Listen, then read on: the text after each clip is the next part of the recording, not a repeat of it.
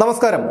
കഴിഞ്ഞ 10 വർഷങ്ങളായി കേരളം ഭരിക്കുന്നത് ജനങ്ങൾ തിരഞ്ഞെടുത്ത ഒരു സർക്കാരാണോ അതോ ഒരു കൊള്ള സംഘമാണോ എന്നുള്ള സംശയം നമ്മളിൽ ചിലർക്കെങ്കിലും പലപ്പോഴും തോന്നിയിട്ടുണ്ടാകും.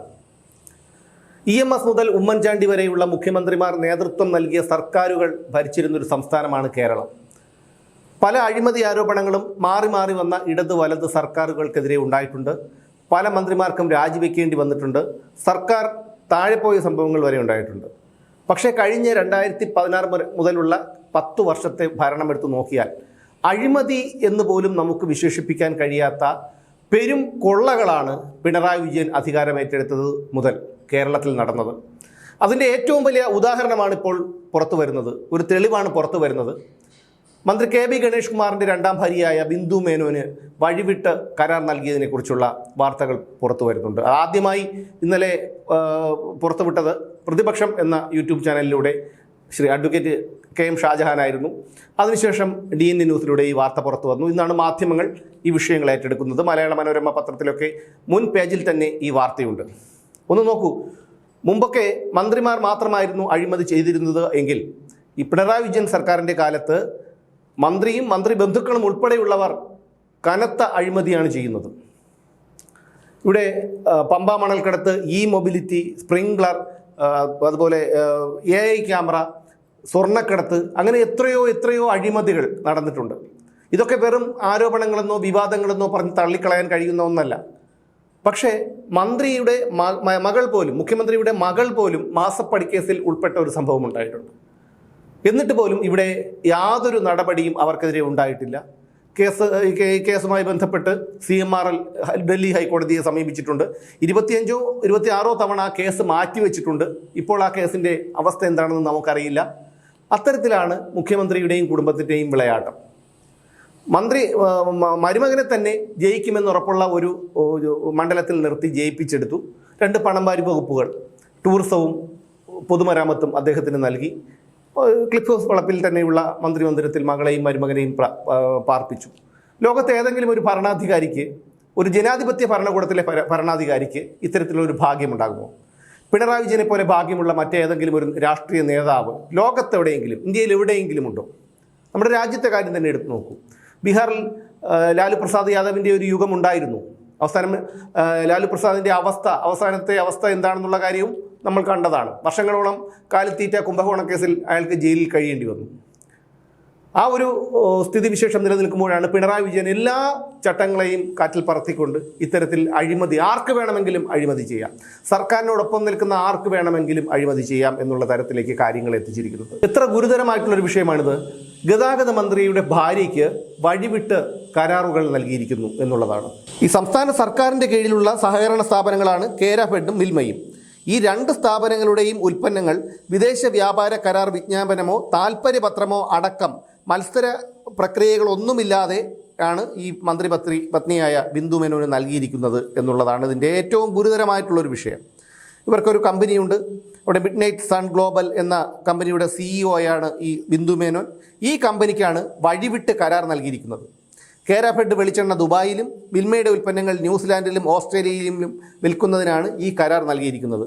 മൊത്ത വ്യാപാര ഏജന്റിന് വെളിച്ചെണ്ണ വിൽക്കുന്നതിന് കരാർ വിളിക്കേണ്ടതല്ല എന്നാണ് ഈ കേരഫെഡിൻ്റെ ഒരു വിശദീകരണം അവരിപ്പോൾ ഈ വാർത്ത പുറത്തു വന്നതിന് ശേഷം പറയുന്നത്.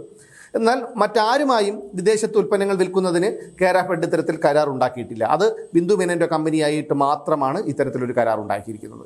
ഒരു മത്സരമോ ടെൻഡറോ ഒന്നുമില്ലാതെ ഒരു കമ്പനിക്ക് ഇങ്ങനെ കരാർ നൽകുന്നത് ക്രമവിരുദ്ധമാണെന്ന് ബന്ധപ്പെട്ട വകുപ്പുകളിൽ വിമർശനമുയർന്നിരുന്നു അന്ന്.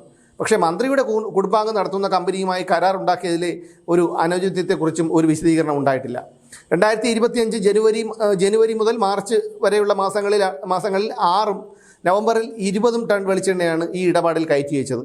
ഗണേഷ് കുമാറിൻ്റെ കുടപ്പനക്കുന്നിലെ വീടായ സിന്ദഗി KRA 144A എന്ന വിലാസത്തിലാണ് ഈ മിഡ്നൈറ്റ് സൺ ഗ്ലോബൽ എന്ന കമ്പനി രജിസ്റ്റർ ചെയ്തിരിക്കുന്നത്. ഈ ബിന്ദു മേനോൻ ആണ് ഇതിൻ്റെ CEO എന്നും അവരുടെ വെബ്സൈറ്റിലുണ്ട്. എന്നാൽ കരാർ വിളിച്ചതല്ലെന്നും കമ്പനി താല്പര്യപ്പെട്ട് വന്ന് ചർച്ചയ്ക്കൊടുവിൽ ഒപ്പിടുകയായിരുന്നു എന്നാണ് മിൽമ ചെയർമാൻ KS മണി പറയുന്നത്. ഒരു മാസം കുറഞ്ഞത് 20 ലക്ഷം രൂപയുടെ നെയ്യും 5 ലക്ഷം രൂപയുടെ മറ്റ് പാലുൽപ്പന്നങ്ങളും എടുക്കണമെന്നായിരുന്നു മിൽമയുടെ കരാർ എന്നാണ് ഈ മണി പറയുന്നത്. ഇതിനു മുമ്പ് മിൽമയുടെ ഭരണം UDF-നായിരുന്നു, അവിടുത്തെ ഭരണസമിതി അവരായിരുന്നു. അതിനുശേഷമാണ് ഈ ഇടതുപക്ഷം ഇത് പിടിച്ചെടുക്കുന്നതും ഈ മണി അവിടുത്തെ മിൽമ ചെയർമാൻ ആകുന്നതും. അപ്പോൾ ഇതൊക്കെ നടക്കും. അത് ഈ മണിയൊക്കെ പാർട്ടിയോട് ചേർന്ന് നിൽക്കുന്ന ആളാണ്. അവിടെ ക്രമവിരുദ്ധമായിട്ടുള്ള പല കാര്യങ്ങളും അവിടെ നടന്നിട്ടുണ്ട്. അതിൻ്റെയൊക്കെ ഒരു ഫലമാണ് ഇപ്പോൾ ഈ പുറത്ത് വന്നുകൊണ്ടിരിക്കുന്നത്.